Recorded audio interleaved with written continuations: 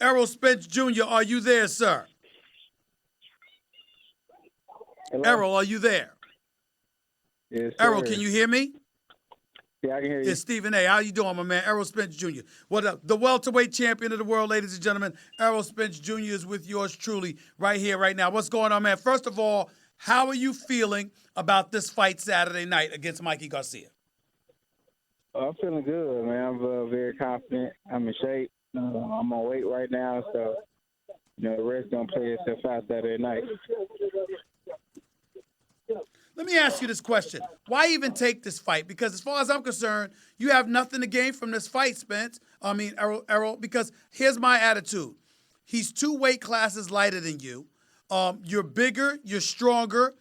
Anybody that watches would know that you're just as skilled.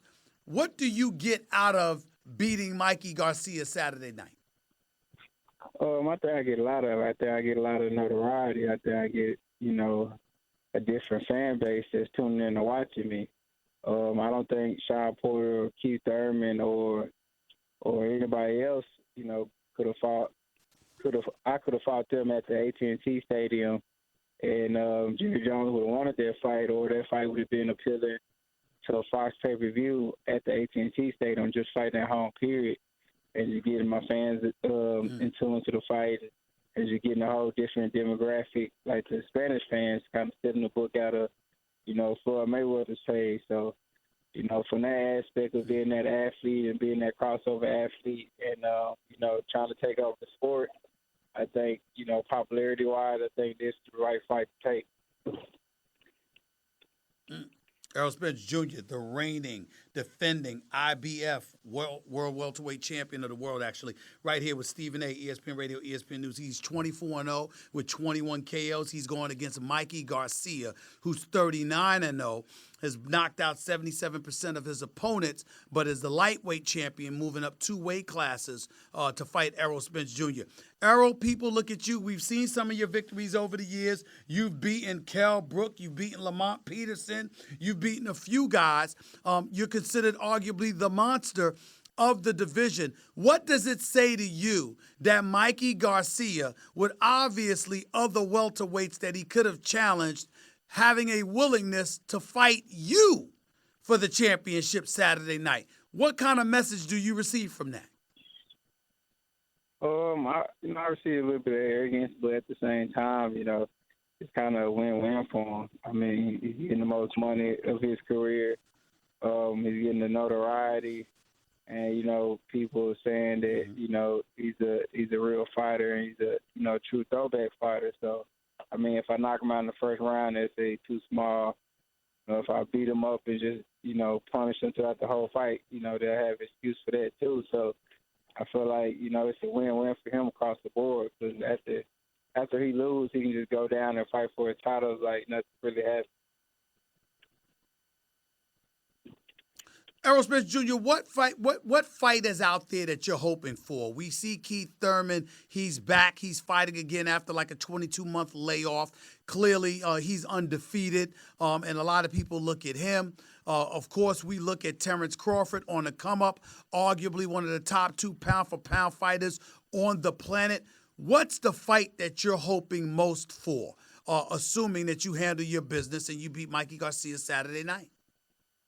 When I had my business against Mikey Garcia, the fight that I'm looking for is Manny Pacquiao. That's the fight that I would want right away, just because he's older.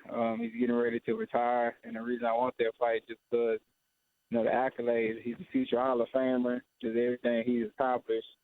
That'd be a great notch under my belt, and I think it would make all the sense to do it at the AT&T Stadium on pay-per-view again. So, there's a very appealing fight for me.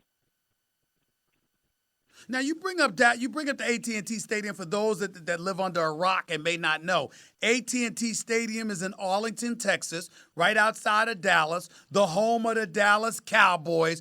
Jerry World, the billion-dollar playpen, that's what I call it. Errol Spence Jr. is a Dallas, Texas native, and he's fighting in his hometown. Last time he fought up there, he fought a Campo, who basically quit in the first round, for crying out loud, and that's why you hear Errol Spence Jr. talking about AT&T AT&T Stadium. Let me ask you this question. How do you feel eventually about the mega fights?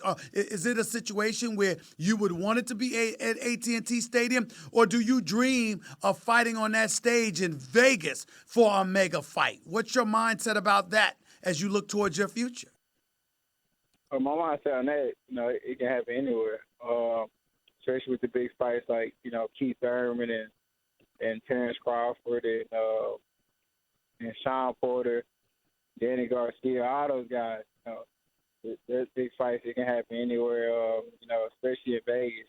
Selling out Vegas or the Barclays Center, things like that. So I definitely would like to have a big, huge fight in Vegas. Mm-hmm.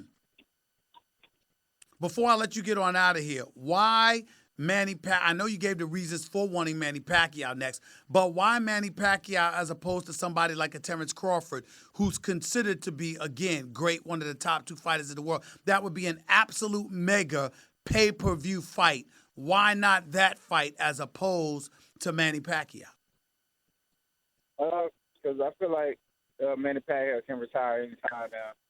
I think he only got probably like 1 or 3 more fights left, and then he's going to call it quits. So, that's somebody that, fought Floyd and fought, all the greats. So, I would definitely want that little knot under my belt. Well, not little knot, a big knot under my belt just to fight a Hall of Famer like that. And, most of the Hall of Famers are gone. So, he's like, one of the last of the Mohicans. So, I would definitely like to get him before he retires.